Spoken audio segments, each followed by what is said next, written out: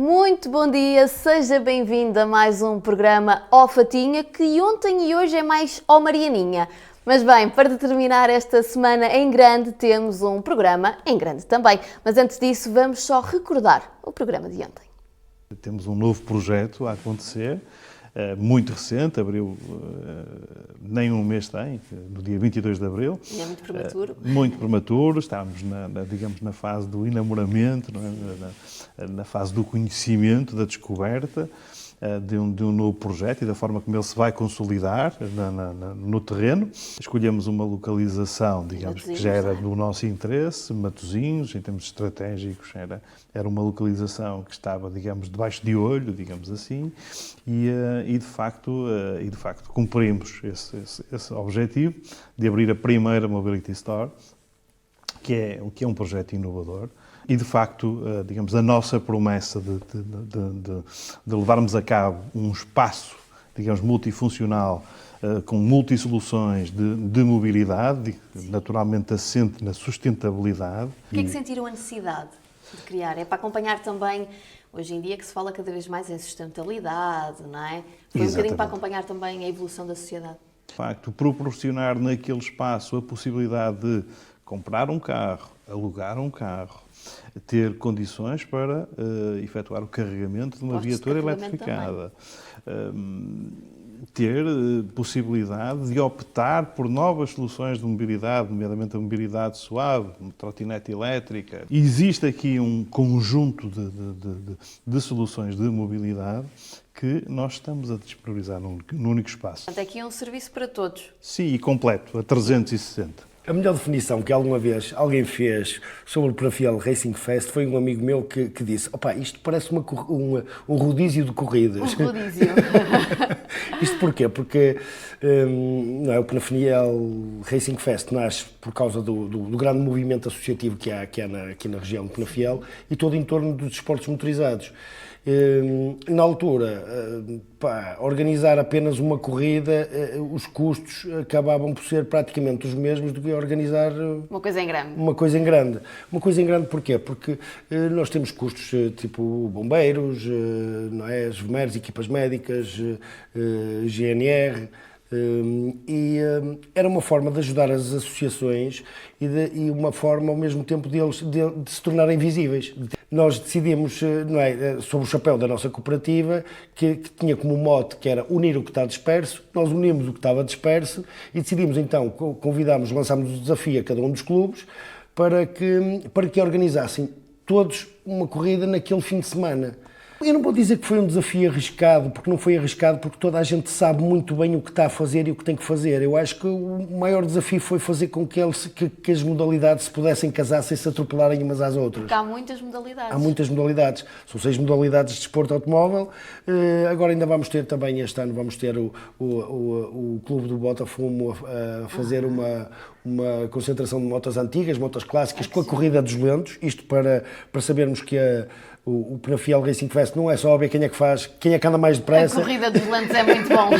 Então este ano vamos ter quem é que anda mais devagar. Há novidades este ano. Há novidades e vamos ter o Street Basket também, o 3x3. Queremos tornar a fanzone no domingo mais youth-friendly, mais family-friendly. Isto trazer acessível a todos. Estamos a contar com 150 inscritos no Street Basket 3 contra 3. Bom, isso é muita gente. Pois que acaba por ser, o Street Basket é uma modalidade urbana, não é? Sim. E nós queremos que todos estes esportes se tornem urbanos. Por isso, foi uma aposta ganha, o Penafiel Racing Fest, e por isso mesmo é que tem o sucesso que tem. E hoje temos a enorme honra de ter connosco João Grande, vocalista dos Táxi, que já está junto a mim neste Ó Fatinha. João, é uma honra, é um prazer enorme tê-lo connosco. Prazer é meu, para já estar aqui em frente a uma menina tão gira, que é o caso da Mariana, e depois estar aqui nas instalações pela primeira vez no Novo Canal, que é um grande privilégio. Mas que já teve, e como estávamos aqui a falar há um bocadinho em off, no programa Late Norte Show de Nuno Norte. O meu grande amigo Nuno Norte, que teve a gentileza de me convidar e de facto foi inesquecível. Foi um grande programa também, foi um grande bom, programa. Mas hoje estamos aqui numa vertente um bocadinho diferente e este programa, Ó Fatinha, a Fátima gosta muito também de conhecer o convidado e eu não vou sair desse registro. Portanto, vamos recuar assim muitos anos atrás. Não tanto. Não tanto, Não alguns. tanto, alguns Alguns anos atrás, João. Nasceu onde? Nasci no Porto, eu sou tripeiro de Gema e eu adoro a minha cidade. Adoro, como qualquer, sou de Porto, do corre Porto, nas veias. Corre. Não ligo nada a futebol, nada. Agora, quero que o Porto ganhe, como é óbvio. Claro. Eu fico doido quando aquelas pessoas que nascem no Porto e são daqueles clubes da capital. E eu digo sempre, olha, eu sou do Celta de Vigo, o que é de um clube estrangeiro, mas é que o Vigo é mais perto que Lisboa. Portanto, eu digo isso para meter com as pessoas. E o que é que quer saber mais de mim? Quero saber, onde é que cresceu sempre no Porto? Sempre no Porto, na zona da Boa Vista. Aliás, os elementos originais dos táxi eram daquela zona. Sim. Portanto, nós éramos amigos de infância. Aliás, o meu grande amigo, o Rui Taborda, com que eu ainda toco até hoje, que é o meu viola baixo, era ali da zona da Boa Vista. Ainda hoje ensaiamos em casa dele. Toda a vida em casa dele, só que antes era na garagem, agora não. Ele tem uma casa enorme, agora é na cave, podemos fazer o barulho que quisermos. Portanto, todas as músicas foram compostas, todas aquelas músicas de táxi, aquelas mais emblemáticas e as outras, foram compostas em casa do Rui. Então a música sempre fez parte da sua vida? Sim. Curiosamente, eu quando era miúdo, eu nem sabia o que queria ser. Não, queria saber, sabia sim. Eu queria ser porteiro do Palácio. Palácio Cristal, porteiro do Palácio. Eu morava mesmo ali ao pé do Palácio, mas eu já disse isso em várias entrevistas, que era muito curioso. E tínhamos uma casa grande. Portanto, não queria ser professor, não queria ser médico, não queria... Era porteiro do Palácio. Porteiro do Palácio. E tinha uma casa grande, com quintal e essa história toda, mas o meu segundo quintal era o Palácio. Nós morávamos praticamente em frente, Palácio de Cristal, e com aqueles jardins incríveis. E íamos com a empregada e tal, e eu ia para lá muitas vezes. Foi lá que aprendi a andar de bicicleta e isso tudo. E eu adorava, ainda hoje adoro, volta e meia, quando tenho assim muito que fazer, vou até ao Palácio, que aquilo está muito bem tratado, e ia lá, então sempre que me perguntavam o que é que eu queria ser, dizia sempre que queria ser porteiro do Palácio. Mas nunca foi? Felizmente, nunca foi. Mas, curiosamente, a música, embora eu sempre gostasse de música, mas nunca fez muito parte dos meus horizontes enveredar por uma carreira musical. De música. Eu lembro perfeitamente quando é que foi o clique. Foi uma vez que fomos ver um grupo ensaiar, uma banda, na altura chamava-se Conjunto, uns amigos nossos, e então foi aquele som da bateria, das guitarras, aquilo ao vivo, a envolvência. Bateu-me de tal maneira que eu disse, é isto que eu quero. Mas na altura comecei... E que idade tinha? 13, 14, por aí. É isto mesmo que eu quero. E então pedi logo à minha mãe para me comprar uma guitarra. E ela lá me comprou a guitarra e eu comecei a tocar. Eu dormia com a guitarra, uma guitarra elétrica, uma Hofner. Dormia com ela, quando ia fazer cocó, ia sempre com a guitarra. Estava sempre, eu tenho uma fotografia mesmo sentado na sanita com a guitarra, sempre. Estava sempre, mas rapidamente, e pronto, e formei a minha primeira banda, que era os Sticky Fingers. Sticky Fingers, não sei se sabe o que é. Ainda adolescente? Ainda adolescente, teria os meus 16, 17. Sticky Fingers é um álbum emblemático dos Rolling Stones. Porque nós adorávamos os Rolling Stones e então achámos que aquilo era um bom nome para uma banda. Já era com o meu amigo Rui Taborda, com quem eu ainda hoje toco. E de maneira que rapidamente percebi que guitarra não era para mim, porque eu não tinha mesmo jeito. Não era não ter jeito, eu ficava sempre naquela mediania que não saía dali. Depois ainda passei pela bateria, que eu gostava muito de bateria. Foi na altura que, isso a maior parte das pessoas não sabe, mas eu fui também baterista da Cândida Branca Flor. Foi uma turnê, foi curioso, uma vez estávamos a gravar o nosso primeiro disco em Lisboa, de outra banda que era Pesquisa, e das pessoas que tocava connosco era o Pedro Calvário, que estava a fazer um disco com a Cândida Branca Flor, e ela ia fazer a primeira parte do Art Sullivan. O Art Sullivan era assim um cantor belga, e ela precisava de uma banda, e então contratou-nos a mim, ao Rui e ao Henrique, assim, então fizemos uma turnê pelo país com a Cândia Branca Flor, eu como baterista.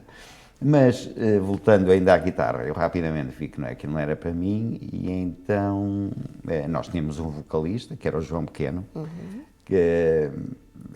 e então, tínhamos o João Grande e o João Pequeno. Era porque eram dois Joões na rua. A mim eu era mais alto, eu sempre me chamaram a mim João Grande, ainda hoje meus amigos me chamam João Grande.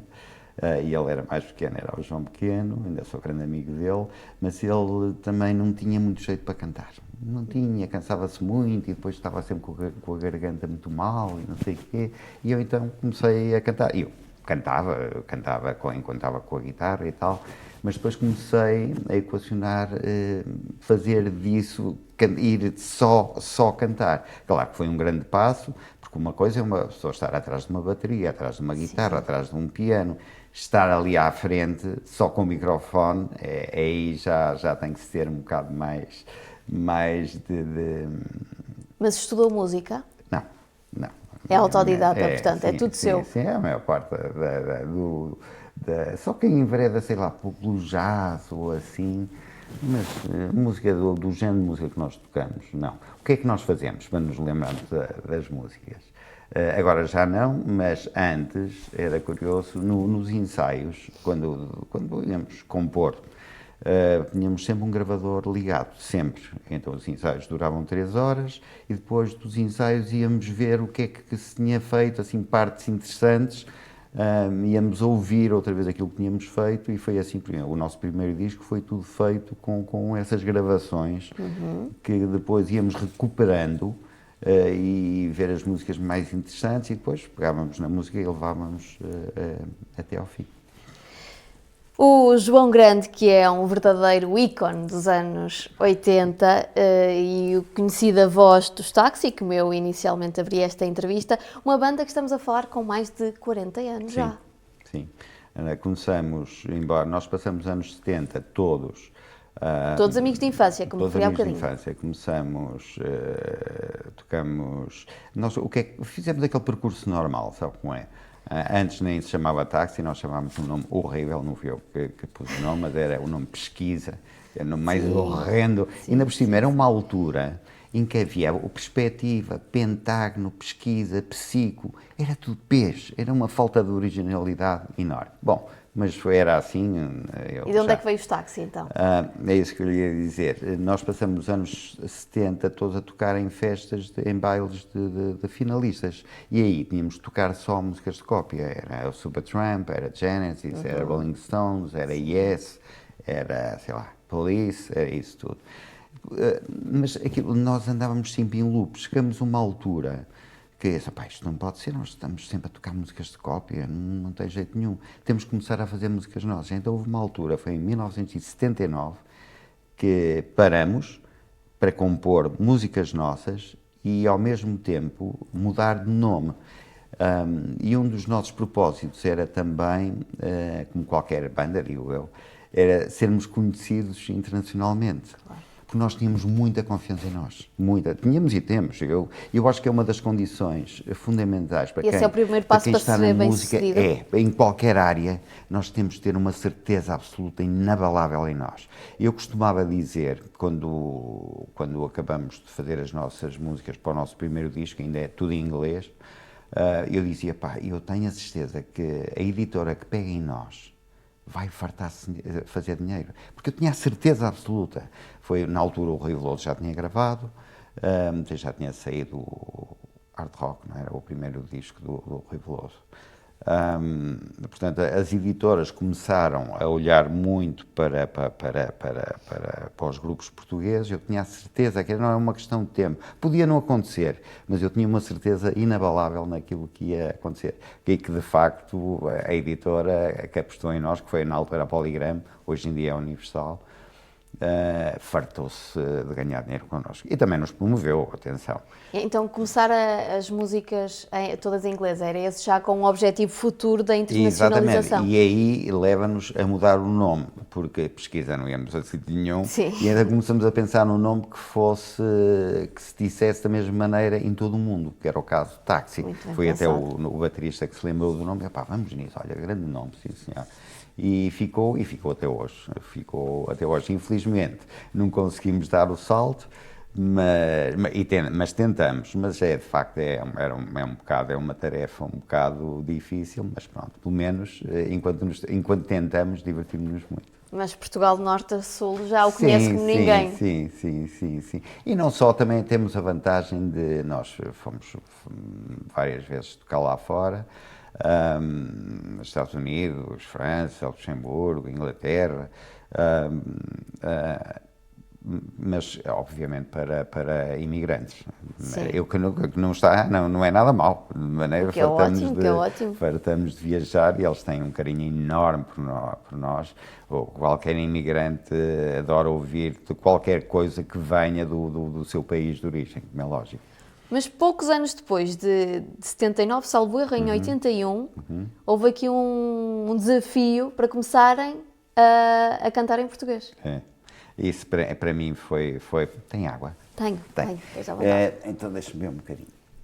Foi durante um concerto no Colégio Alemão do Porto, em que foram convidados para gravar um álbum, mas com a condição, lá está, como eu estava a dizer, que tinha de ser em português. Eu digo-lhe uma coisa, foi uma coisa incrível. Nós íamos bastantes vezes tocar ao Colégio Alemão, sem músicas de cópia, mas na altura já fomos introduzindo as nossas músicas. Tocávamos metade músicas de cópia e outras músicas já nossas.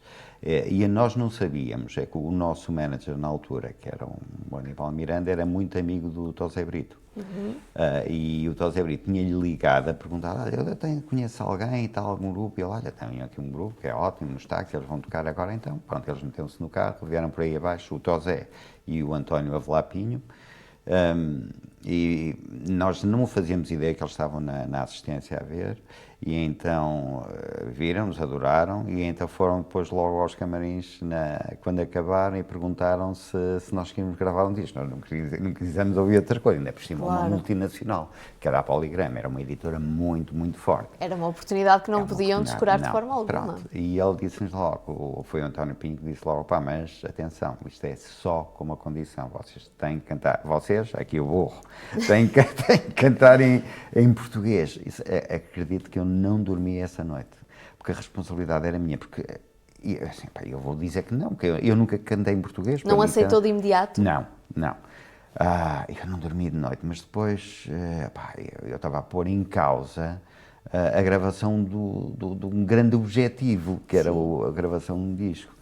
E então no dia seguinte lá disse que sim, e em boa hora o fiz, porque o António Pinho, que foi depois o produtor de todos os nossos discos, deu-nos uma ajuda preciosa. Ele quase que nos ensinou, para já ajudou, não foi a traduzir, que as músicas não são, as letras não são traduzidas, foram letras todas feitas de novo, mas deu uma grande ajuda na forma como haveria de interpretar o português, como é que havia de cantar. É mais desafiante cantar em português? É muito. Hoje em dia nem me consigo, embora depois nós tivéssemos gravado um disco mais tarde em inglês, em 87, 88, que é o Album The Night, que é um dos meus favoritos, curiosamente é dos menos conhecidos, mas hoje em dia eu acho que o português é das línguas mais desafiantes que existem, quer a nível de compor de letras ou poemas, é espetacular. E tem uma coisa, é importantíssimo, quem canta é muito importante, não quer dizer que seja crucial, como temos um caso do Rui Veloso, que ele não escreve letras, mas é muito importante para quem canta ser ele o próprio a escrever as letras, porque há certas palavras e certas notas que têm que estar, a percussão que algumas palavras precisam de ter e que têm que encaixar em determinada frase musical. é muito, muito importante e como a Mariana disse muito bem, é extremamente desafiante e tanto que hoje em dia não me consigo ver a cantar noutra língua, é espetacular mesmo. E como é que surge aí essa imaginação fértil para... As ideias vêm, há ideias que só passam uma vez, como é que se imagina? Ideias que só passam uma vez. Sabe que eu desde há muito tempo... E depois anota logo, que é para não se esquecer? Há muito tempo que eu tenho na mesinha de cabeceira, que era um gravadorzinho, que era uma caneta e papel, porque de facto há coisas que só passam uma vez, mesmo frases musicais, que se não tomarmos logo nota, aquilo desaparece. É terrível. É uma coisa que nós fomos aprendendo com o tempo. Tem que se ter muito cuidado, porque é aquilo que diz, ela passa uma vez e não passa mais. De maneira que tem que se ter muita atenção a isso. E a mesma coisa. E à noite é quando vêm as melhores ideias? Ou não, às vezes uma pessoa pensa que é e de manhã vai ver, é uma porcaria autêntica. É uma porcaria autêntica. Chegou a acontecer algumas vezes? Sim, tanta vez, Deus me livre, que não tem jeito nenhum. Mas nem é só, nós temos uma forma agora, atualmente, uma forma de compor muito curiosa. Eu trabalho com o Rui. Praticamente todos os dias compomos e depois leva-nos a outra pergunta olha, muito brevemente vai ser agora uma música nova, já temos o videoclipe gravado, até ao fim do mês vai sair. Portanto, novidades a chegar. Já é a terceira música que nós apresentamos nova do álbum que vai sair até ao fim do ano, um disco novo que vai Portanto, sair 2023 também promete ser Sim, nós já temos agora. Marcante. Também temos agora um manager novo, novo mesmo na verdadeira acessão da palavra, tem 30 anos, de maneira que é um fulano muito dinâmico, ele é espetacular, está muito por dentro, dá-nos muitas sugestões, aprendemos muito com ele e ele aprende muito connosco, obviamente. De maneira que tem sido uma troca de ideias muito, muito gratificante. Mas esta tal música que vai sair já até ao fim do mês, vamos pô-la cá fora. Entretanto, no dia 2 de junho, temos um concerto que também vai ser bastante importante, nós já não vamos tocar a Lisboa há bastante tempo, e vamos tocar ao Capitólio no dia 2 de junho, que também estamos mortinhos que isso aconteça, porque o público de Lisboa também já nos vê, estávamos sempre a dizer, porque quando vem cá, por acaso já não íamos há bastante tempo à zona de Lisboa e finalmente agora é dia 2. É a oportunidade. É uma boa oportunidade. Mas recuando um bocadinho atrás, João, gravam o primeiro disco da banda em 81 e que é logo um boom. Foi mesmo, como lhe digo, eu tinha certeza absoluta, porque aquilo, e sabe, é uma coisa engraçada, muitas vezes me perguntam... Foi disco de ouro? Foi duplo disco de ouro. Sabe que a primeira é interessante, o disco de ouro na altura, salvo erro, eram 60 mil discos. 60 mil discos. Hoje em dia, um disco de ouro é para aí 10. Hoje não se vendem discos, nem vale a pena. Sim. Mas na altura, eu perguntava muitas vezes, quando ouvia assim uma daquelas músicas muito conhecidas, que é estrangeira, que é portuguesa, assim, mas será que a pessoa quem está a cantar, tem noção do sucesso que ela vai ter? E eu lembro perfeitamente, quando estava a gravar o Chiclete, por exemplo, fora outras, que elas foram todas praticamente conhecidas, não se esqueça que era uma altura em que a rádio não passava só uma música, não havia aquelas leis terríveis, aqueles espartilhos das playlists. Os programas de rádio passavam quase as músicas todas, até porque de facto elas eram todas muito boas. Eram 10 músicas, pelo menos 8 passaram com uma insistência enorme. Era o As dos Flippers, a Rosette, a Vida de Cão, muitas, o Chiclete, obviamente. Mas isto para dizer o quê? Eu, quando estava a gravar o Chiclete, estava na cabine, eu lembro-me, estavam todos cá fora aos gritos, porque aquilo, via-se logo, aquilo ia ser um estouro de todo também, ia ser tão bom.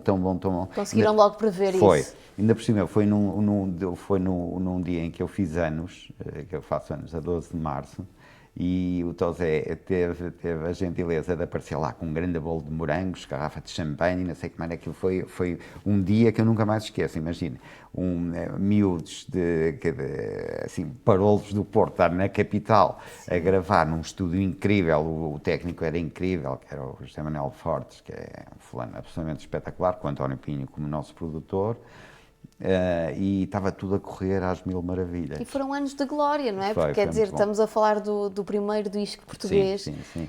Foi uma alavanca, acredito eu, enquanto banda também. Foi o primeiro disco de ouro da música portuguesa, do rock português. Primeiro, tanto que o Rui Veloso já tinha gravado, já tinha lançado disco, e eu acho que nem a disco de prata ele tinha chegado, mas não há dúvida que ele foi o primeiro e foi o que abriu a maior parte das portas das editoras, e de facto foi uma época absolutamente de incrível. boas memórias. Muito boas memórias, porque até à data, até dos anos 70, não havia, os grupos não gravavam, nem pouco mais ou menos. Havia o 1111, havia Pop 5, que era um grupo cá do Porto, mas não tinha praticamente expressão nenhuma. E de um momento para o outro, nós ficamos aqui, aconteceu um fenómeno que ainda hoje em Espanha há, sabe? Espanha tem uma adoração enorme pelos seus artistas, e eles são autossuficientes em música. Se for ver os tops espanhóis, por exemplo, nos primeiros 20 lugares, 18 são espanhóis, é uma coisa impressionante. Cá é que temos agora já voltou já regrediu outra vez, agora continuamos sempre a consumir muita música estrangeira, sim. Se bem que agora cá fazem-se, como sabe, cada vez se faz melhor música, cada vez há mais intérpretes incríveis, grupos incríveis, sim. A música portuguesa acho que está a passar uma muito boa fase, mas continua a não ser muito apoiada a nível de rádios e televisões. Por exemplo, não há um programa de televisão dedicado à música, praticamente.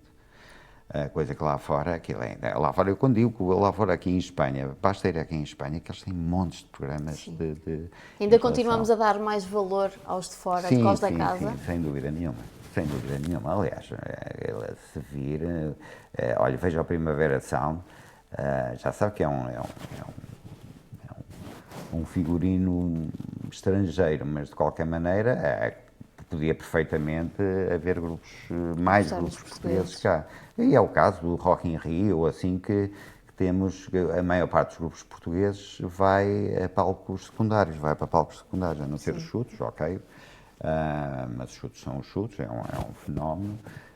Eu acho que devia haver, sinceramente, mais respeito pela música portuguesa, até porque, como sabe, há duas grandes rádios cá, ou três, é comercial, é RFM, M80, noutra vertente. Se por acaso um disco não entra nessas rádios, é como se não tivesse existido. Porque de facto depois há as rádios locais, mas as rádios locais têm 0, tal. Tem a dimensão que tem. Eles têm logo 50% de share, é uma coisa impressionante.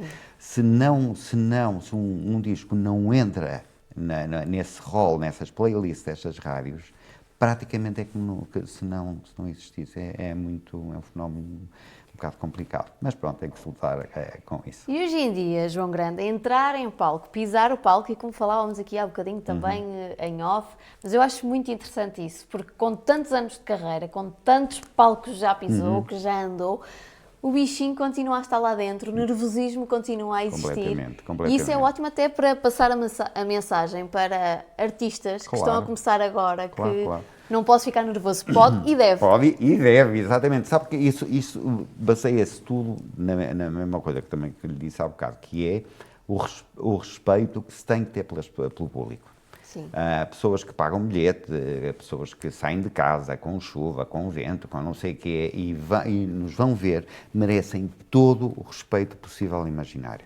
De maneira quer tenha 100 pessoas, quer tenha 1000. Exatamente, de preferência 1000 ou mais, mas até porque se torna, isso também é curioso, é muito mais difícil, para mim, é muito mais difícil tocar para pouca gente do que, felizmente temos tido grandes plateias, mas acho que é muito mais difícil tocar para pouca gente do que para Tem de fazer também o dobro de esforço para conquistar as pessoas. Com pouca gente é mais difícil, porque as pessoas ficam a olhar umas para as outras, mais acanhadas, Claro, e não se soltam, enquanto com uma plateia grande aquilo é uma coisa impressionante. Além de que é muito mais fácil também conquistar uma plateia que pagou, porque se pagou Estão é porque nos interessados. querem ver, exatamente, é porque nos estão interessados, de maneira que eu não vou dizer que aquilo está a ganho, que nunca está, mas sabem que eles estão lá para nos ver, e para nos ouvir, obviamente, de maneira que é muito... Ou seja, isso resume-se de facto ao grande respeito que uma pessoa tem, e eu quando vou para cima de um palco, aquilo que eu também já lhe falei há bocado, eu nunca janto, nunca, porque... Há rituais a cumprir? É estar lá com tempo, ir para os camarins com tempo, fazer uns treinos de voz, correr um bocado, porque são concertos muito, muito exigentes, e de maneira que uma pessoa tem que estar na sua forma top, completamente. Máximo. É assim que eu vejo a coisa. E além de que fico sempre muito, muito nervoso, conforme lhe disse antes de entrar, nervoso esse que depois me desaparece. Vai A coisa desaparecendo corre ao longo bem, do se não concerto. corre bem, aquilo fica sempre um bocado, mas é raro, é muito raro não correr bem. E depois, hoje em dia, há um fenómeno muito curioso também, dado devido a Spotify, YouTubes e assim, que nós temos muita miudagem, 16, 17, 18 anos à frente, que conhecem as músicas todas, Que que é é incrível. tão bom ver isso, é uma coisa impressionante. Ainda há pouco tempo estivemos em Bragança, lá está, esse era a pagar, num auditório enorme, com muito boas condições. Hoje em dia há auditórios fantásticos espalhados pelo país inteiro, com muito boas condições, e nós tínhamos à frente, tínhamos para aí 100 miúdos, completamente doidos, a conhecer, porque para eles aquilo também é muito bom. Grupo que eles ouviram os pais falar, ouviram os avós falar e tal, e eles tomaram conhecimento das músicas, adoram as músicas, conheciam as músicas E agora todas, e acompanham pela também, primeira vez incrível. vêm-nos a tocar ao vivo. É muito bom, são experiências mesmo. Mas é a curioso melhor o que coisa pode estava... haver. O que estava a dizer, João, que nós temos de acreditar no nosso potencial, e Sim. vocês acreditam muito no vosso, mas quando sobem a palco, não está ganho. Nunca. É saber que Nunca, somos bons, mas... Nunca. Ao vivo é muito, como lhe digo, tem que se estar sempre, é por isso que o soundcheck de tarde é muito importante. Eu acho, há dias, e depois tem uma coisa, fazer o soundcheck, como deve saber, numa sala vazia é completamente diferente depois quando ela está cheia. E principalmente, conforme eu lhe disse também, eu não gosto nada de in-ears. Se eu gostasse de in-ears, ou se os meus músicos, o baterista acho que toca de in-ears, mas de resto acho que mais ninguém toca. Se houvesse in-ears já não havia esse problema, que nós estamos sempre a ouvir da mesma maneira. Podemos ir para qualquer sala, que aquilo já está formatado, seria sempre da mesma maneira, mas eu gosto muito do risco e gosto muito de ouvir aquela massa de pessoas, de maneira que muitas vezes o som está muito bom de tarde, ainda com a sala vazia, e depois já à noite tem que haver retificações, e às vezes a coisa não funciona tão bem na primeira, segunda música, e mesmo o não correr tão bem logo no início causa-nos sempre, sabe, que, principalmente para quem canta, é o que eu costumo dizer. Uma guitarra, se parte uma corda, muda. Se a bateria... Se falha a voz, é complicado. Se falha a voz, é muito difícil. E basta... mexe muito com a cabeça, como sabe, com o nosso interior. Se nós não estamos confortáveis, se nós não estamos a ouvir bem, se não... Há qualquer coisa... começamos a ficar estrangulados, é uma coisa terrível. Nós sabemos que é tudo psíquico, mas para nós é muito complicado. O cantar é uma coisa que vem de dentro, é a coisa melhor que pode haver, mas é muito perigoso se algo não corre bem, porque já viu, uma pessoa de um momento para o outro ficar sem voz, é terrível. Mas pronto. É horrível. Ficamos ali sem o nosso instrumento de trabalho. Exatamente. João Grande, que é perceptível, que ama música, mas dançar, também gosta? É claro, que, repara, o que é que eu também em cima do palco eu não estou ali estático. Não pode estar Como é óbvio. estático. Olha, caiu-lhe uma coisa. Está a ver? Por isso é que não gosto de os utilizar. Exatamente. Adoro. Eu não consigo estar parado ali aos fotógrafos que me vão fotografar. Bem Não paras, não sei o quê, não sei o quê. O que é que queres que eu te faça? Então, é assim mesmo. É engraçado que nós temos vários fotógrafos, principalmente de Lisboa, que nos adoram vir fotografar, porque eles já sabem que connosco é sempre festa garantida e é sempre um grande desafio. Porque nós nunca aparecemos sempre da mesma maneira e fazemos questão de ser sempre diferente, mesmo a nível das músicas, a nível do alinhamento. É sempre desafio. É sempre um desafio. E por isso mesmo eu lanço-lhe também um desafio, porque vamos agora fazer um pequenino intervalo, mas João Grande vai continuar na nossa companhia para a rubrica Quick and Step. Portanto, fique connosco. Até já.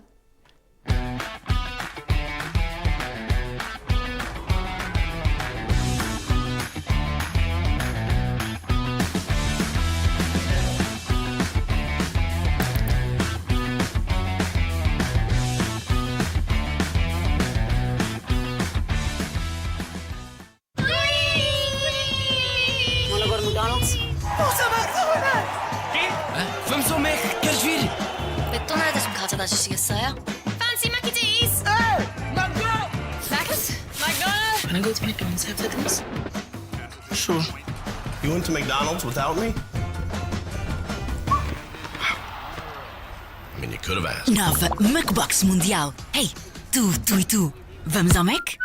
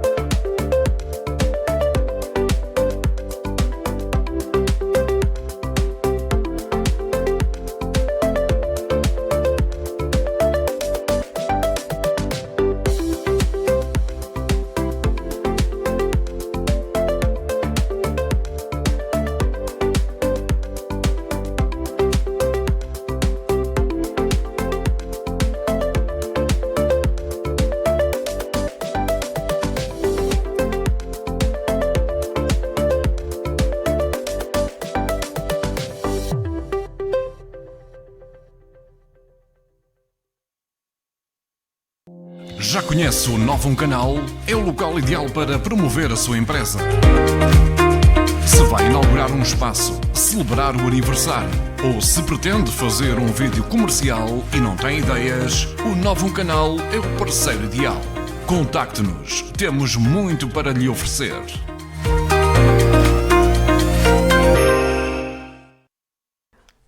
E já estamos de regresso aqui para uma rubrica. João Grande, preparadíssimo?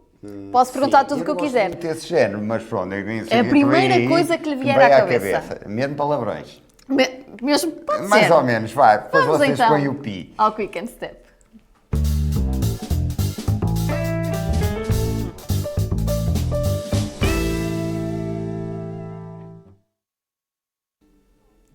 Então vamos começar.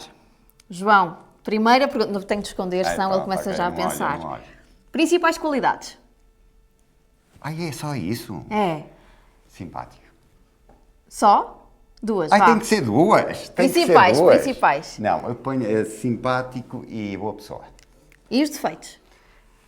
Vidrinho. Sou muito vidrinho. Uma música que tenha marcado a sua vida? Difícil. Não, não é. Mas Blackberry Way, dos The Move. Pessoa-chave na sua vida? A minha mãe. Livros ou filmes? Música no coração.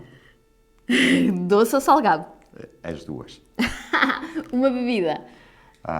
Sumol de ananás, a melhor bebida do mundo. Comida? Queijo. Passatempo preferido? Não digo. Filme preferido? Música no coração. Dia mais marcante da sua vida? Podia ir para aqueles clichês do nascimento dos filhos, mas não.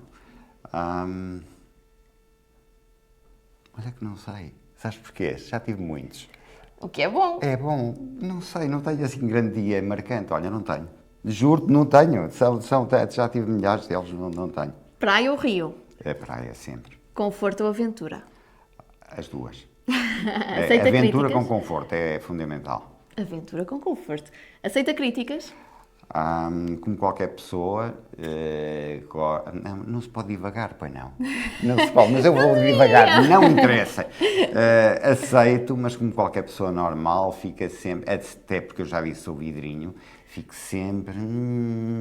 Mas as críticas são boas porque ajudam-nos sempre a subir, a evoluir. Exatamente. Palavra preferida?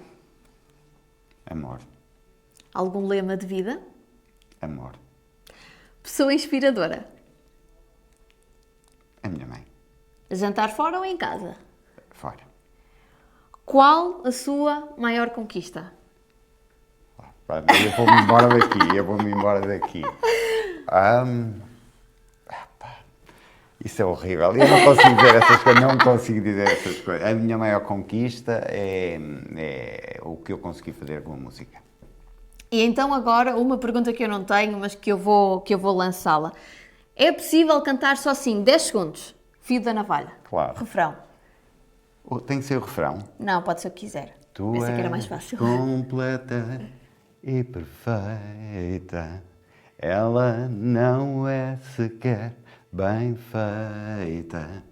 Tu pões-me à noite a sonhar, ela tem angústia no olhar. Uhul! Maravilha! Última pergunta para terminar. Forte. Gostaste desta entrevista? Adorei. Boa, João Grande! Um beijinho grande, muito obrigada. Okay. Não te afastes de mim. Nunca. Muito obrigada, foi um gosto enorme Não, a conduzir esta entrevista. Claro que também gostava que tivesse cá A Fátima. mas eu como não a conheço, foi uma substituta absolutamente incrível. Fiz o meu Parabéns melhor, a ti. Fatinha. E a Fátima vai gostar, de certeza. João Grande, mais uma vez, muito obrigada. Muito obrigado. E as portas do Novo Canal estão sempre abertas para o Muito grande obrigado. João Grande. Seguimos agora para um curtíssimo intervalo e já regressamos. Até já.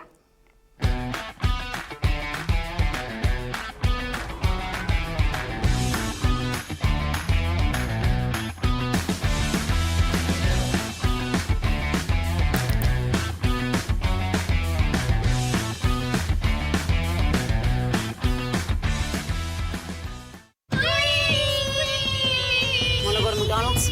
What's a McDonald's? Vamos ao Mac, queres vir?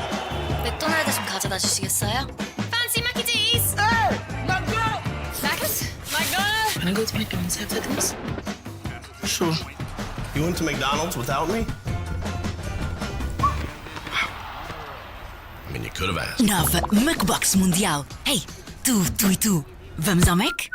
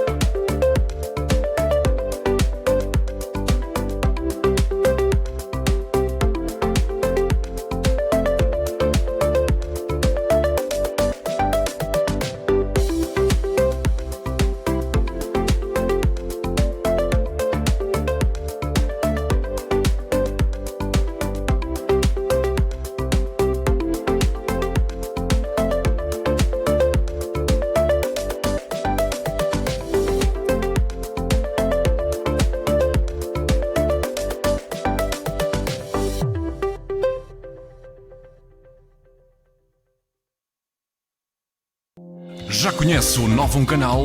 É o local ideal para promover a sua empresa.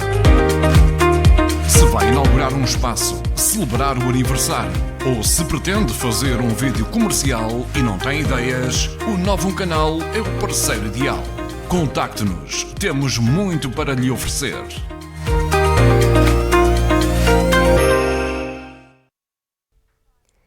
E estamos de regresso depois desta incrível entrevista com João Grande. E assinala-se hoje o Dia Mundial do Médico de Família, cada vez mais importante para todos. Embora sejam muitos os portugueses que não têm acesso, a entrevista que vamos passar neste programa foi gravada esta semana pela nossa querida Fátima Moreira para ser transmitida especialmente hoje. Vamos ver quem foram os convidados que vieram fazer jus a este dia e o que falaram eles desta tão importante profissão.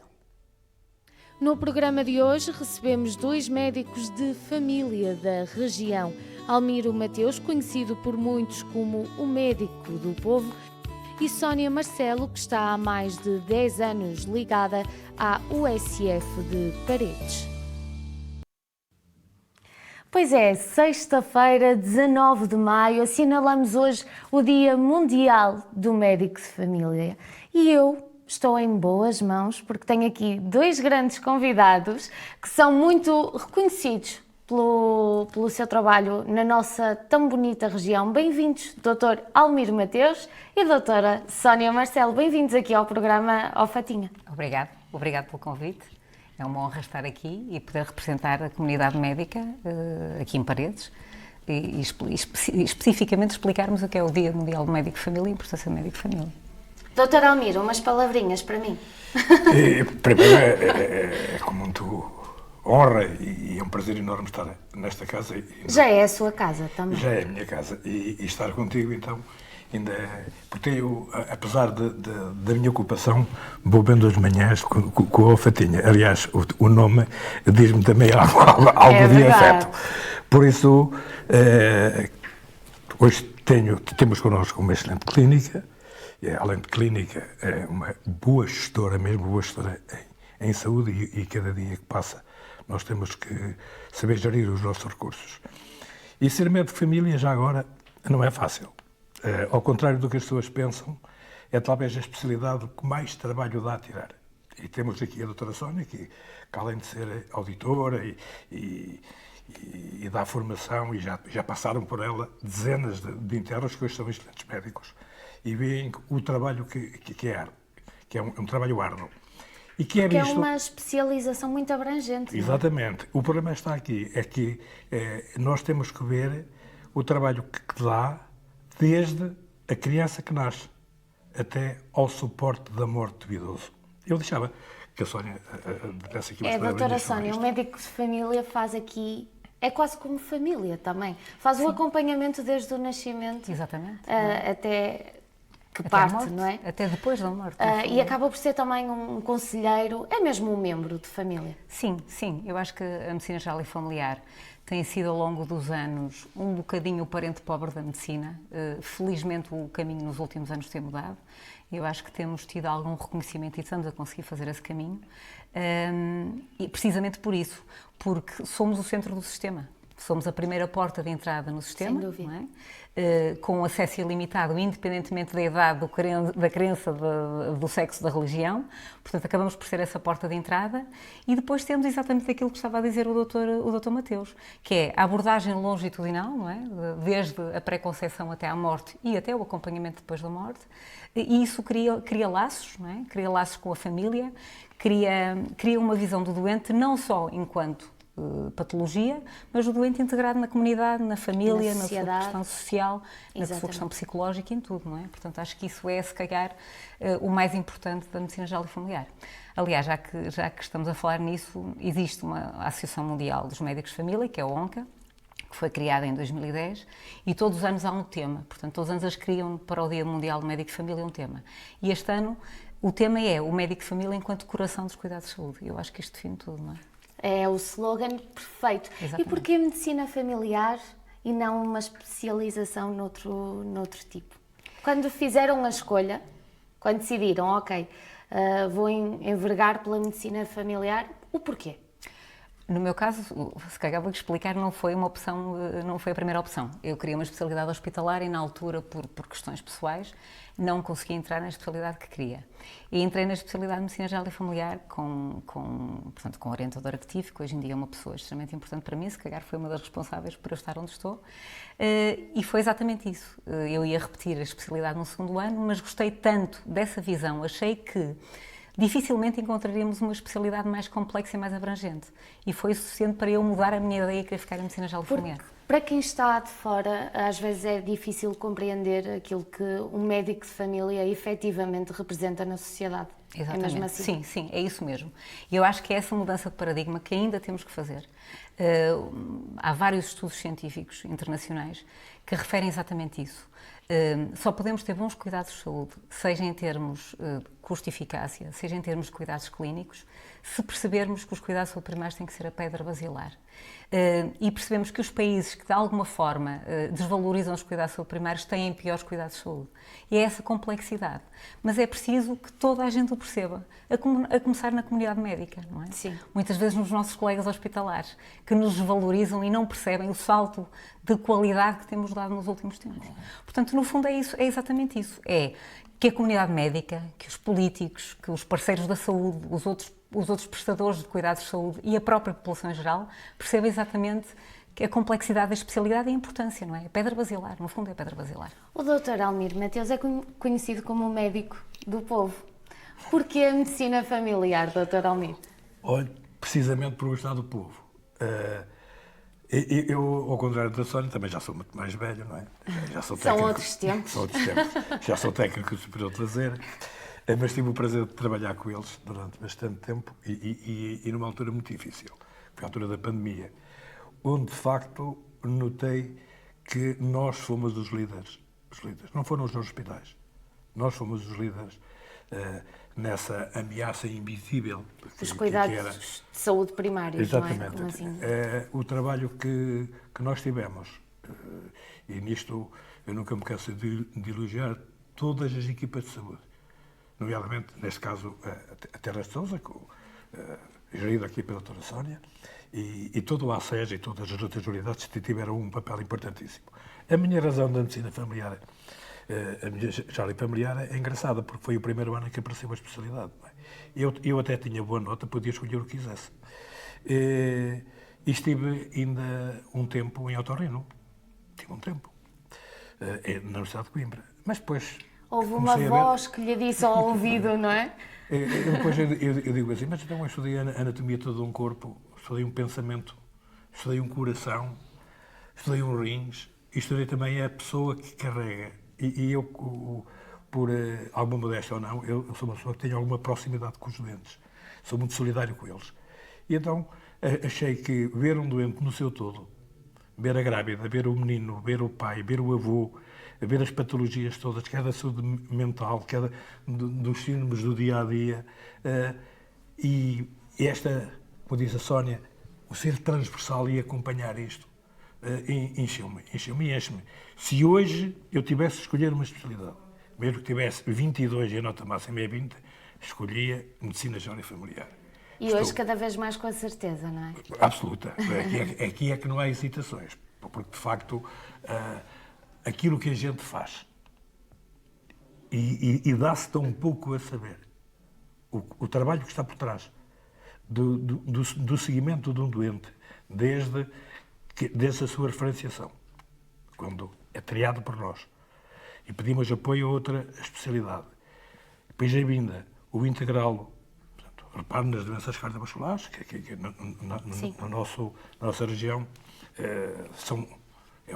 é o máximo, termos o cuidado de reintegrá-lo novamente, com consultas domiciliárias. A consulta domiciliária é uma coisa extremamente importante, porque qual é a especialidade que vê, entre aspas, perdão-me, o habitat onde está o meu Zé Ferreira de 84 anos? É entrar na vida pessoal da pessoa. Ou entrar na porta, já estamos a fazer medicina e fazer literacia, que a doutora Sónia disse. Saber que cuidados a família tem, que lhe pode dar, a higiene da casa, se tem ar ou não tem ar. se tem condições para estar lá. Fatores, Esta consulta domiciliar é como as outras. E nós ali aprendemos muito. E depois, claro, vai-se criar sempre aquilo que, pois também depende do médico e da maneira dele ser, se é uma pessoa mais empática, menos empática, o que não quer dizer que não seja competente.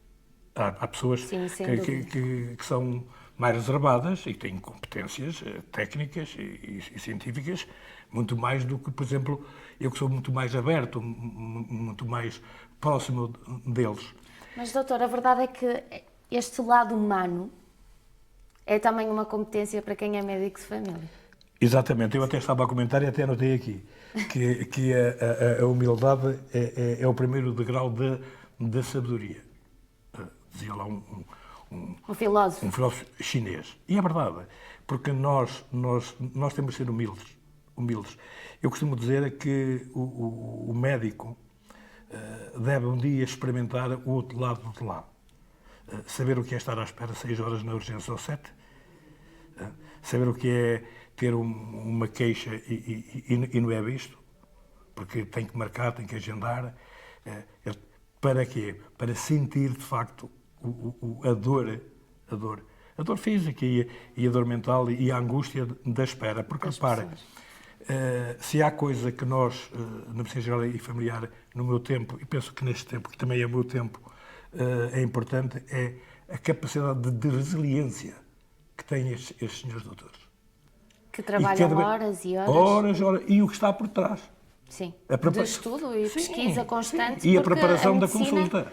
A medicina e o conhecimento nunca param. É que a consulta tem que ser preparada. Claro. A consulta tem os seus passos. E depois há uma coisa que é importante. É que o médico só faz o diagnóstico daquilo que pensa.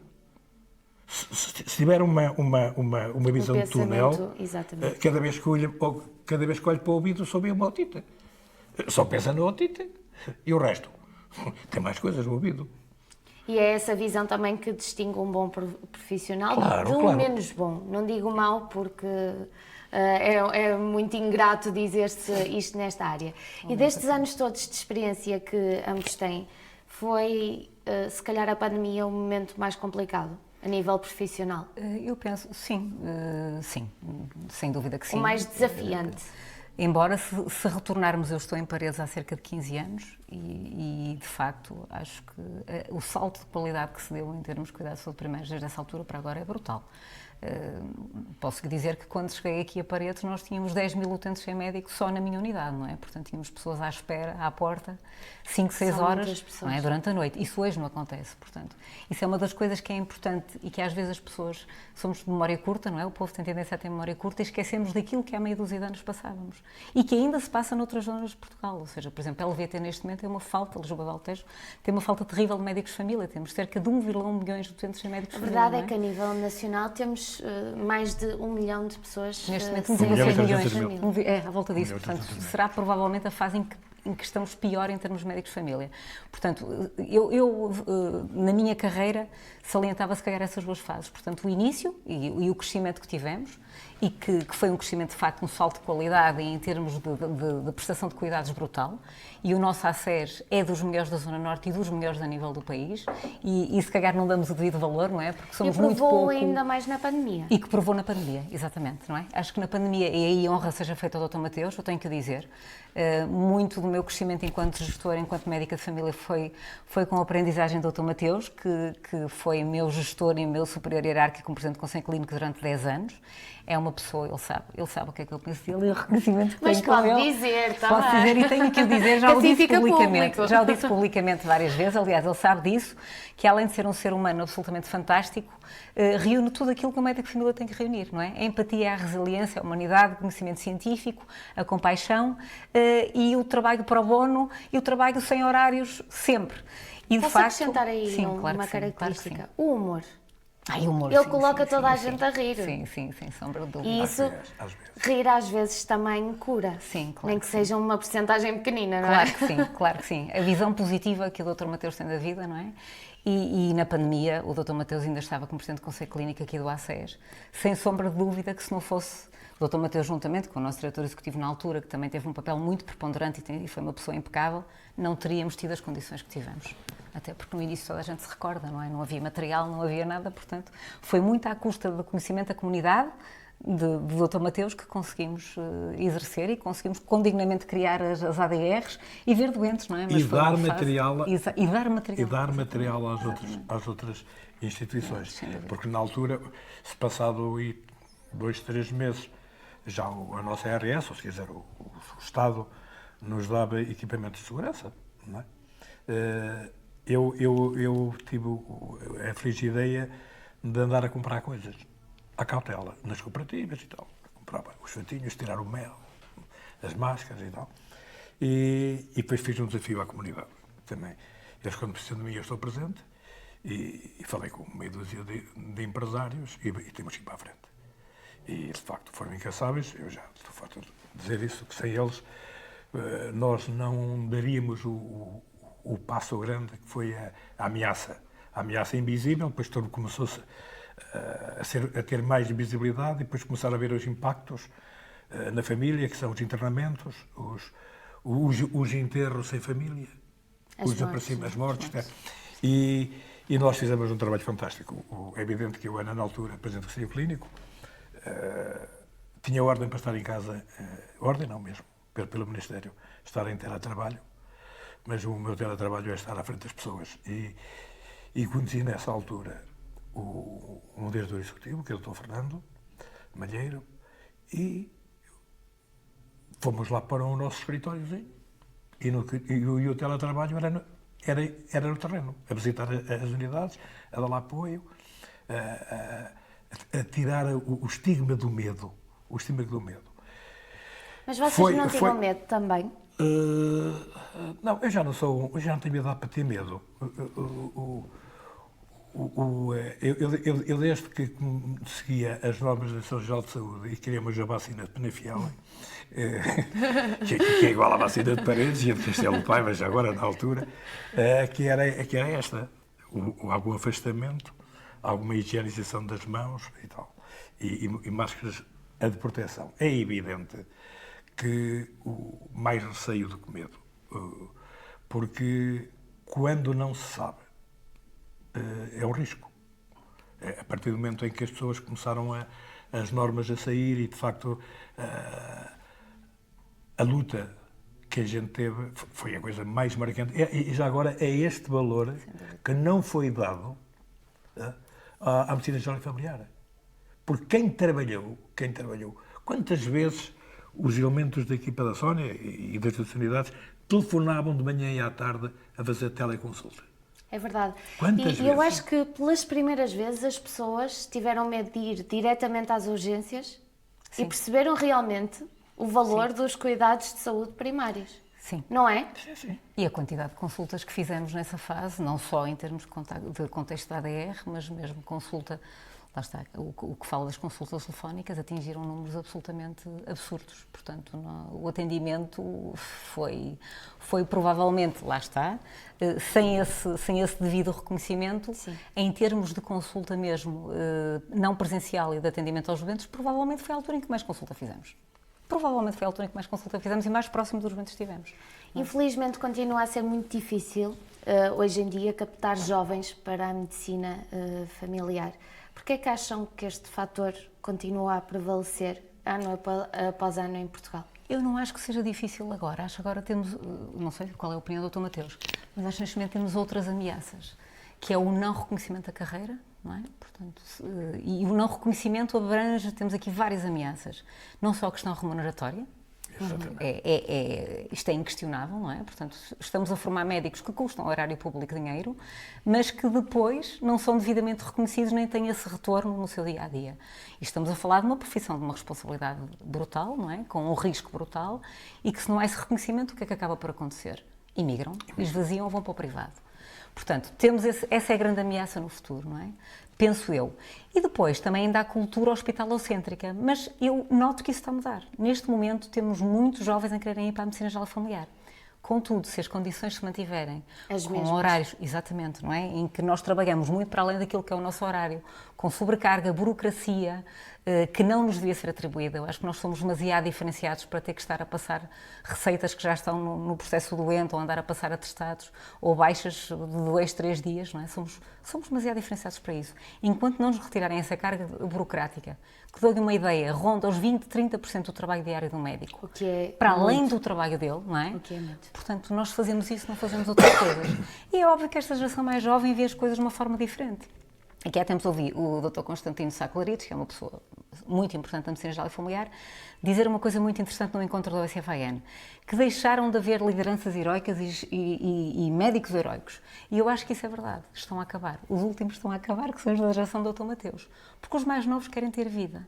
Exato. E ter vida para além de... Para além da profissão, não é? Pronto. E isso o estrangeiro oferece-lhes, não é? Ou a saída para outros países da Europa, ou então até para o privado oferece-lhes essas condições, em termos remuneratórios muito equivalentes ou superiores, e em termos de vida, poderem ter vida também. Muito e esse é o bem. grande problema. Já aqui o Dr. Almiro Mateus vai ser médico até não estar cá entre nós. Não, eu marquei um limite, que é até aos 74 anos. Portanto, até aos 74, Até aos 74 anos eu vou continuar. Continuamos a contar consigo. Podem continuar. E depois podem me ligar, como o telefone atende sempre, a não ser quando eu estou Em consulta. Em estudo. Em consulta está sempre aberto. Aquilo que a Sónia diz é importantíssimo porque, repare, o gasto que nós temos são os nossos impostos, que formam médicos, formam engenheiros, formam isso tudo. E depois vamos ver onde é que eles andam. A maior parte deles estão imigrados. Então a classe de enfermagem, pior ainda. E nós temos excelente formação em Portugal. Exatamente. Porque estamos eles a exportar. Exatamente. Fatinha, eles vão e lá dão cartas. Dão cartas. Eu tive o prazer de formar um interno, que foi para Marselha. As regalias que ele diz, eu até me sinto envergonhado. Portanto, tem tempo para além da medicina. Porque o médico também almoça, o médico também tem família, o médico também tem vida social, também tem gatinhos. Temos gatinhos, também temos ter tempo para a nossa família. Como é óbvio. Portanto, e isto, se não houver uma reformulação remuneratória, isso vai haver. Então, bom para onde? Para a parte privada, como disse a doutora. Tem mais tempo, ganham mais. Não, portanto, há aqui um não investimento na carreira de medicina geral e familiar. Mas vão se arrepender, porque o doente vai exigir sempre mais proximidade, saber que tem ali, pode não estar presente, mas é um foco, um drone que ele sabe, se eu for à doutora Sónia, ela encaminha para ali e para ali. Isto é, além de ser aquilo que é o triador, também é o criador de expectativas e o indivíduo que resolve a expectativa do doente. Porque, repara, a maior parte dos doentes acho que andam naquilo que eu chamo o semáforo da vida, que é... quando está a luz verde, é o sim, por aí, o médico é um espetáculo, e morreu, sim. E não pensam. Porquê? Porque é já automático. Já sabem que a resposta da doutora é esta. Quando é o não, também já sabem o que é. O grande problema é que a maior parte de nós andamos no amarelo intermitente. E o amarelo intermitente é uma luzinha que nos vai criar boas ou más expectativas. Vou, não vou, e se, mas. Talvez. E agora imagino o que é a Fatinha estar a fazer ponto de embreagem. O carro. Estourava fácil. Estourava fácil. E mais, e eu as bocas de trás. Terá esta carta aonde? É verdade, Pronto. é verdade. E se nós andamos com esta luzinha intermitente dentro de nós, e aí, como é de família, atua porque esta luzinha intermitente chama-se ansiedade, se quiser, ou angústia. E aí o primeiro contacto da saúde mental, já que falou no Covid, o Covid longo, ou que está a seguir ao Covid, é este desgaste mental, não só criada na classe médica, que agora tem uns números bonitos chamados burnout, que a doutora Sónia que sabe disto. São nomes muito atuais, não é? E eu digo para a Fatinha que é exaustão. exaustão, estamos exaustos, ou cansados.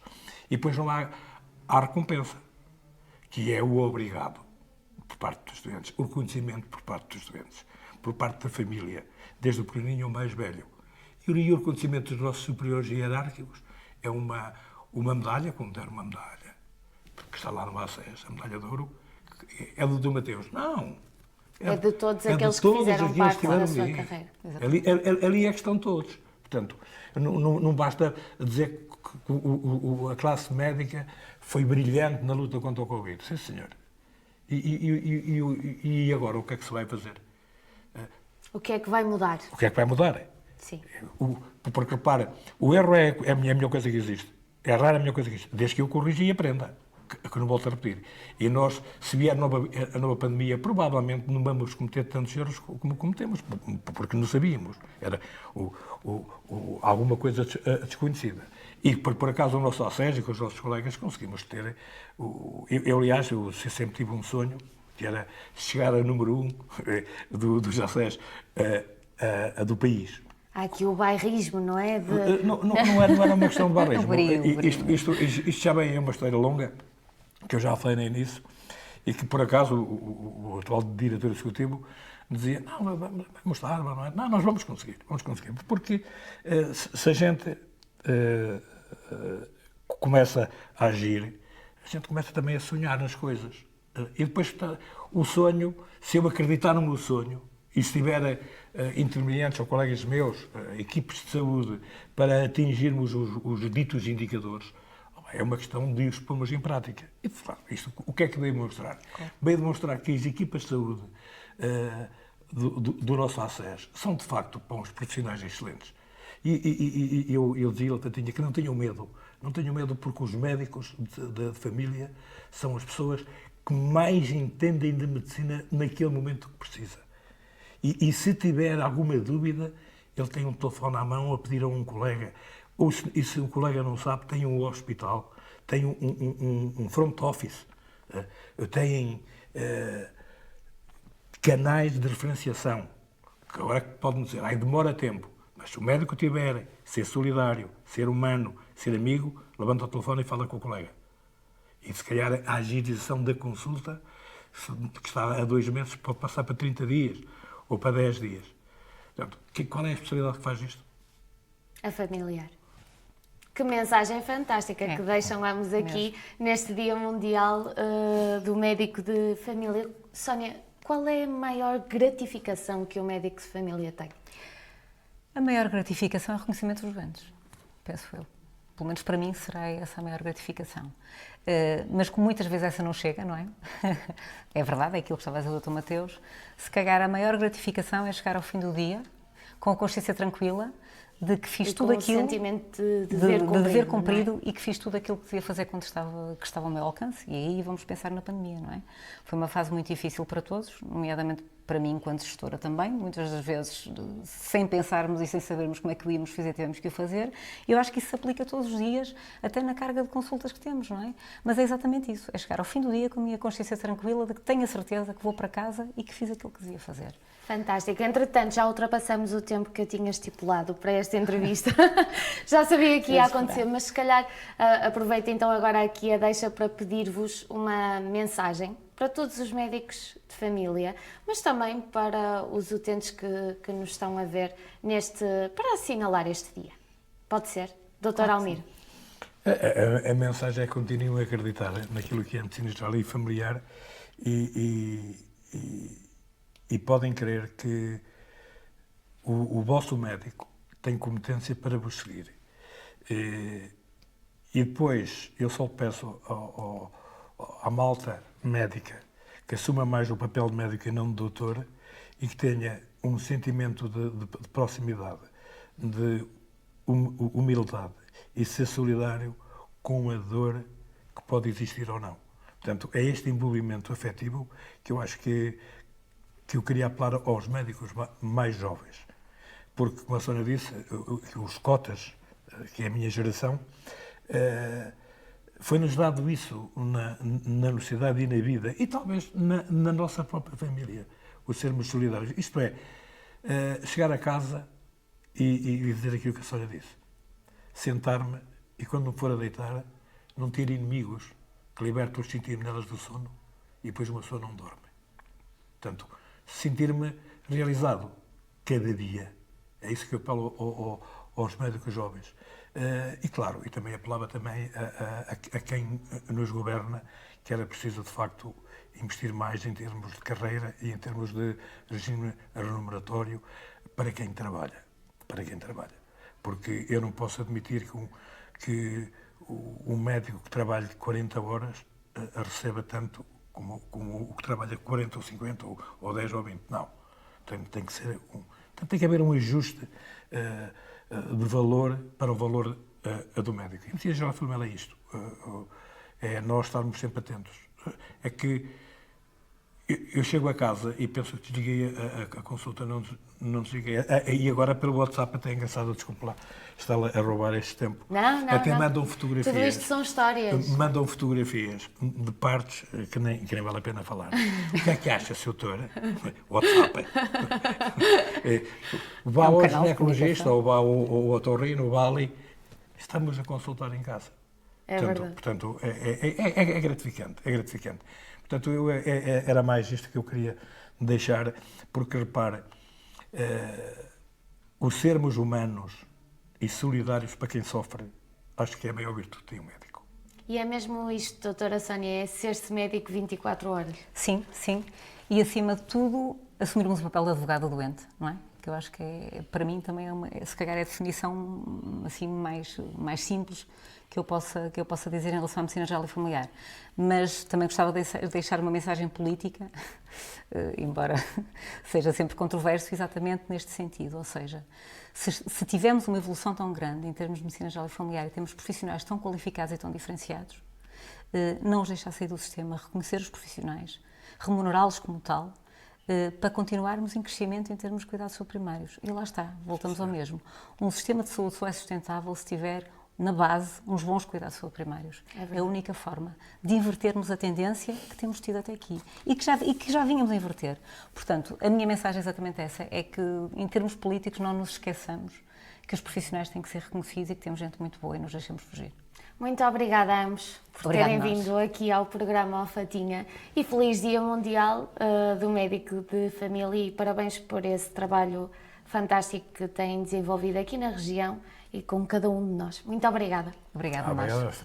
E nós vamos agora para um curto intervalo, voltamos já com mais uma rúbrica e depois encerraremos esta grande semana que teve direito a aniversário de novo canal, direito a grandes convidados, a assinalarmos o Dia Mundial do Médico de Família, portanto foi uma semana em grande. Voltamos já.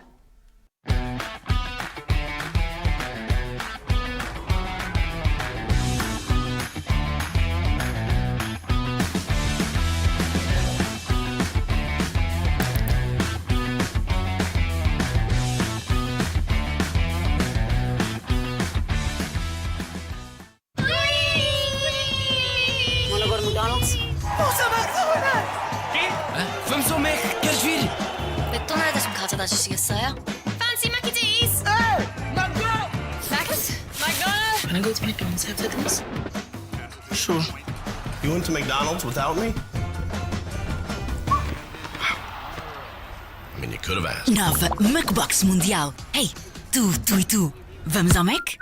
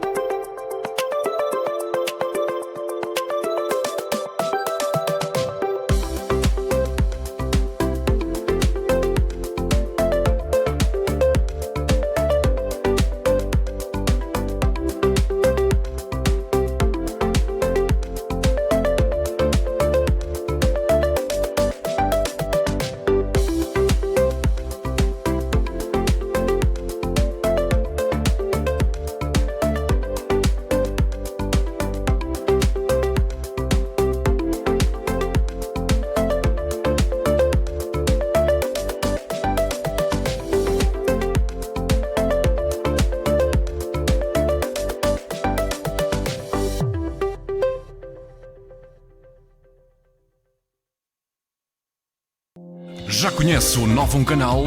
É o local ideal para promover a sua empresa.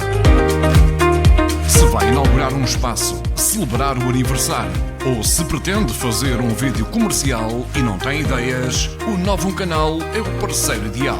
Contacte-nos, temos muito para lhe oferecer.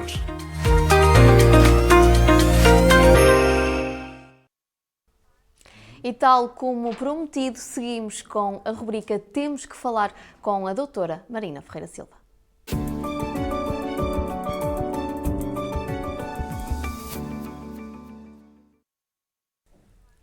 E já está na minha companhia, Marina, bem-vinda. Não sei quem é bem-vindo, sou eu, se és tu, não é? Isto já é a tua casa, já é a tua casa. Hoje dia, temos que falar a parte mais séria deste programa, até porque o tema que trazes hoje, saúde mental, mais uma vez, e semana de 4 dias, saúde mental no trabalho e semana de 4 dias de trabalho. Este é um tema que, infelizmente, está cada vez mais que decorre nos dias de hoje. Sim, a preocupação com a saúde mental tem vindo a ser transversal e chega também aqui, então, aos locais de trabalho e a políticas que podem ser implementadas nos locais de trabalho. E hoje, a propósito disto, não é, de implementação ou não implementação dos 4 dias nos locais de trabalho, trazer um estudo que foi feito recentemente e que tem vindo então a ser publicado, um estudo que foi feito pelo Laboratório Português de Ambientes de Trabalho Saudáveis, que começam a dar conta, não é, esses estudos que se calhar problemáticas como o burnout, que está muito relacionado com a exaustão e o desgaste associado particularmente ao trabalho, fazem crer que, se calhar, de alguma maneira, até faz algum sentido implementarmos semanas mais curtinhas de trabalho.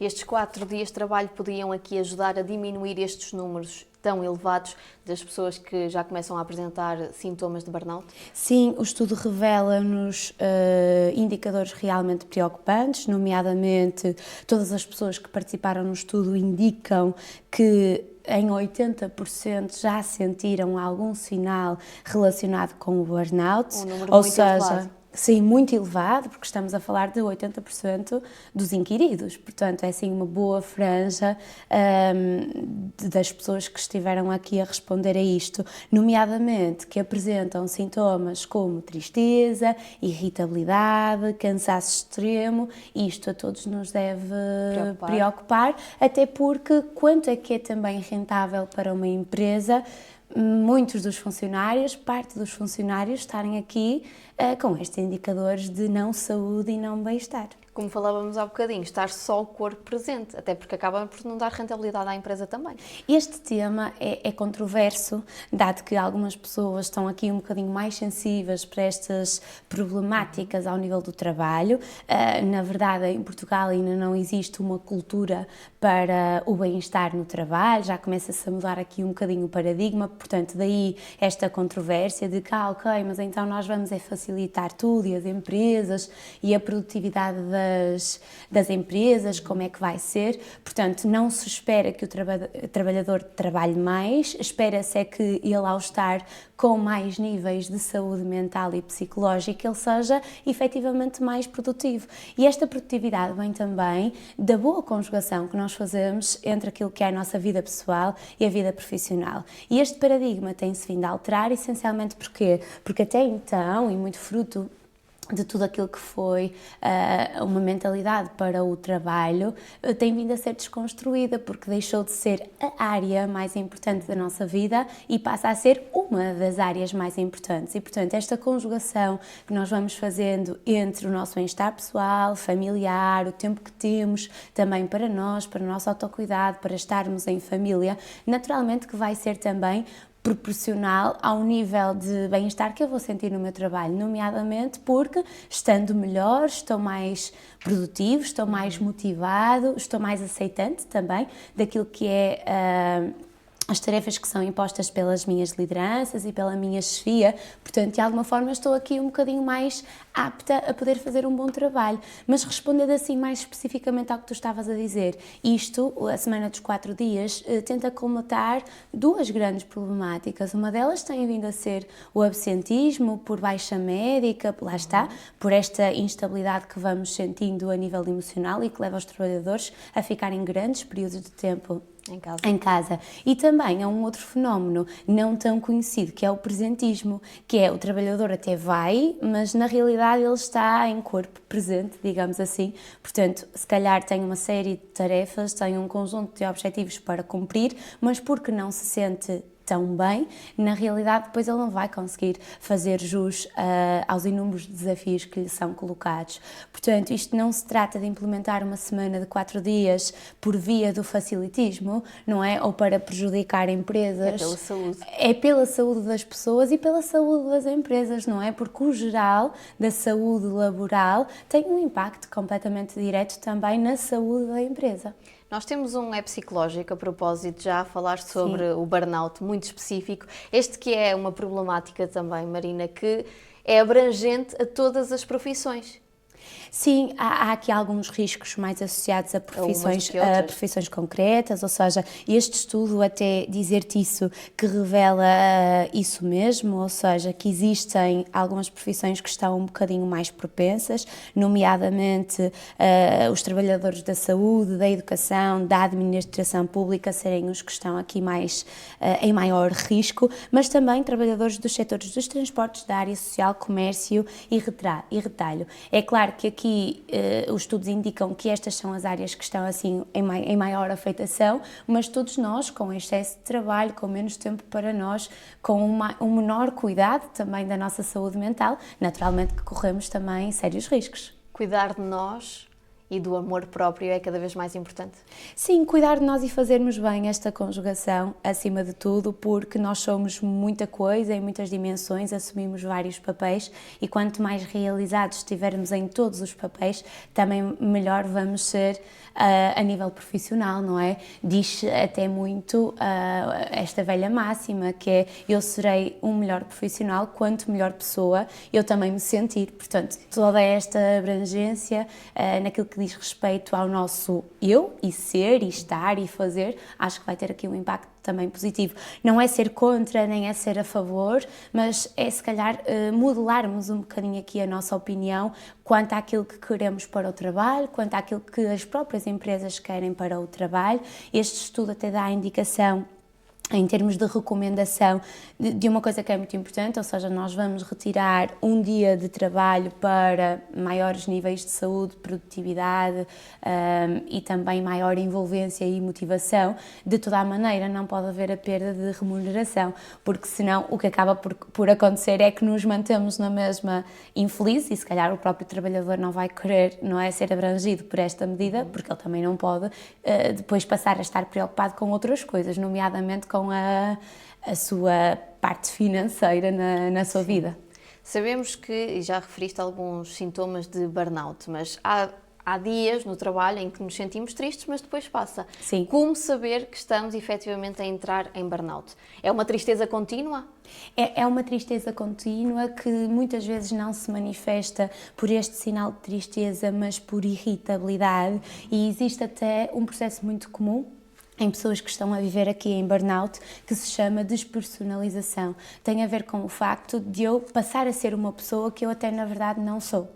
Ou seja, sou mais rude, sou mais impaciente, sou mais intolerante, fico muito reativo a qualquer coisa que possa acontecer. É como se o meu eu passasse a estar fora do meu corpo e eu não fosse exatamente a mesma pessoa que sempre fui. Portanto, é o estar sempre à espera da hora para sair, é o estar sempre à espera do fim de semana para descansar, é o viver em sofrimento no domingo à noite para a segunda-feira de manhã, é o já não nutrir qualquer tipo de entusiasmo em relação à minha profissão e passar a ir simplesmente para colher algum tipo de benefício, nomeadamente aqui a parte do dinheiro. É tudo passar a ser um custo, eu sentir-me uma pessoa que eu habitualmente não sou e passar a olhar para o trabalho só como um meio para atingir um fim, que é muitas vezes ter aqui dinheiro para o nosso sustento diário. E quando estamos já nessa fase de burnout, procurar um psicólogo pode ser a melhor solução. Sim, procurar um psicólogo para entender, na verdade, também o que é que poderá estar aqui a gerar toda esta sintomatologia, tentar perceber também que tipo de plano de ação, junto com a nossa empresa, a entidade para a qual trabalhamos, pode ser mais eficaz para eu própria estar também mais realizada e assim desempenhar também melhor as minhas funções.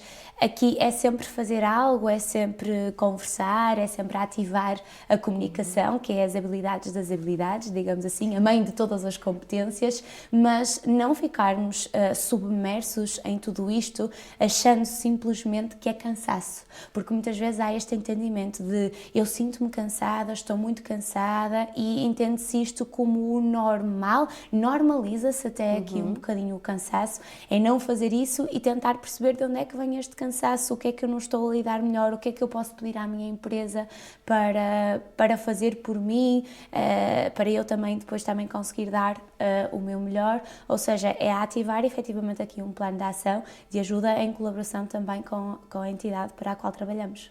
Eu acho que não podíamos terminar de melhor forma. Aqui fica então uma bela dica do que se deve fazer, mas também estarmos sempre atentos para que não se chegue a um estado de burnout, porque já é um estado e de complicado. referir que o Novum Canal é com certeza um local de trabalho com políticas para a saúde mental e para o bem-estar. É isto aqui a cara da Mariana, não é? Toda realizada e feliz a fazer o seu trabalho. Que não me dói a barriga no domingo à noite para vir na segunda-feira trabalhar, muito, muito pelo contrário. Marina, agradecer mais uma vez a sua presença aqui no Temos que Falar, uma rubrica muito importante, e hoje falamos do burnout e da semana dos 4 dias de trabalho. E terminamos assim mais uma semana do programa Ó Fatinha. Para a semana prometo que Fátima Moreira já regressa ao comando do seu grande programa, mas ela ontem gostou tanto da minha condução que disse amanhã regressas. Portanto, já tivemos aqui João Grande, também celebramos o Dia Mundial do Médico de Família e terminamos também em grande com Marina Ferreira Silva. Estamos de volta para a semana. Tenha agora um bom fim de semana.